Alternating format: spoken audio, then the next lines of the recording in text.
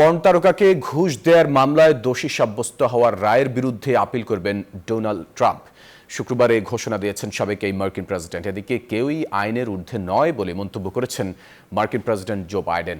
রায় ঘোষণার ঘটনায় যুক্তরাষ্ট্রের রাজনৈতিক প্রতিপক্ষকে নিশ্চিহ্ন করার চেষ্টা চলছে বলে অভিযোগ তুলেছে রাশিয়া।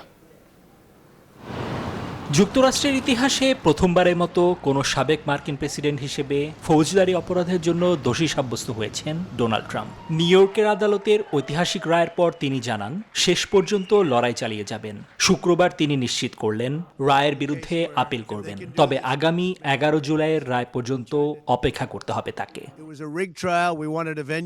রায় ঘোষণার পর মার্কিন প্রেসিডেন্ট জো বাইডেন বললেন, কেউ আইনের ঊর্ধ্বে নয়। আইনের ঊর্ধ্বে যে কেউ নয়, সেই মার্কিন নীতি আবারও প্রমাণিত হলো। ডোনাল্ড ট্রাম্পকে আত্মপক্ষ সমর্থনের জন্য প্রতিটি সুযোগ দেওয়া হয়েছিল। এটি একটি রাষ্ট্রীয় মামলা ছিল, ফেডারেল মামলা নয়। সাবেক মার্কিন প্রেসিডেন্ট দোষী সাব্যস্ত হওয়ার পর শুক্রবার মার্কিন পতাকাকে উল্টো করে উড়িয়ে বিক্ষোভ করেছেন ট্রাম্প সমর্থকরা।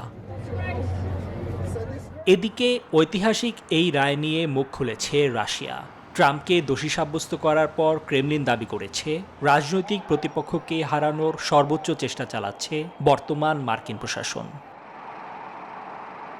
নিবিন আমিন, নিউজ 24।